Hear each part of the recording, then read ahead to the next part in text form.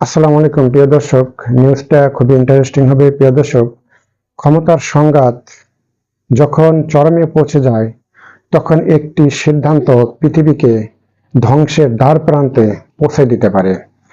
প্রিয় দর্শক, উত্তর কোরিয়ার প্রশাসক কিম জন তিনি 15তম সুপ্রিম পিপলস অ্যাসেম্বলি পারমাণবিক নীতি বদলের যে বিষয়টি এটি তিনি উত্থাপন করেন বা উত্থাপন করা হয়।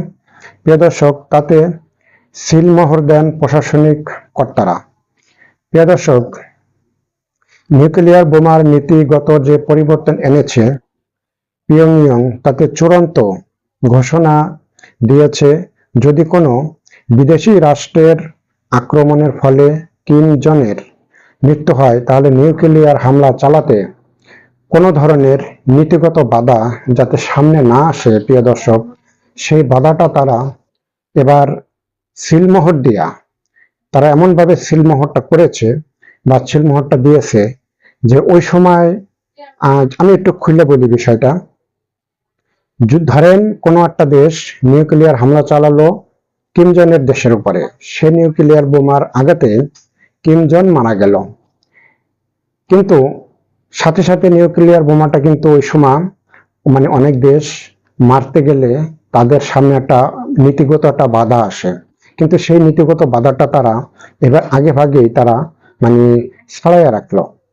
এবং সেই নীতিগত বাধাটা তারা এমনভাবে ছাড়াইছে, উত্তর কোরিয়ার যারা বড় বড় জেনারেল বা মন্ত্রী যারা আছেন এবং কিম জন নিজে সেই নীতিগত বাধাটাকে তারা এমনভাবে সিলমোহর করেছে যাতে ওই মুহূর্তে নিউক্লিয়ার ফায়ারটা করতে তাদের এক মুহূর্তেও দেরি হবে না।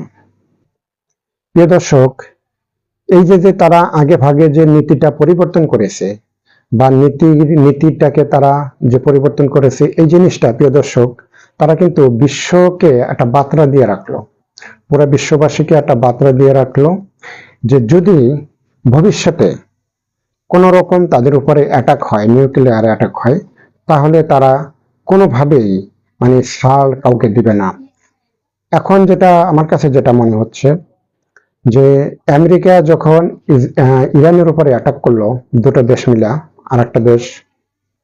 দেশ মিলে যখন ইরানের উপরে অ্যাটাক করলো, প্রথম সপ্তাহে ইরানের যিনি ধর্মীয় নেতা আয়াতুল্লাহ আলী খামেনি এবং তার দেশের সেনাবাহিনীর কিছু উপরস্থ কর্মকর্তা, জেনারেল র্যাঙ্কের কিছু কর্মকর্তা, তারা প্রথম সপ্তাহে বড় ধরনের একটা আক্রমণে তারা সবাই ওখানে শহীদ হয়ে গেলেন।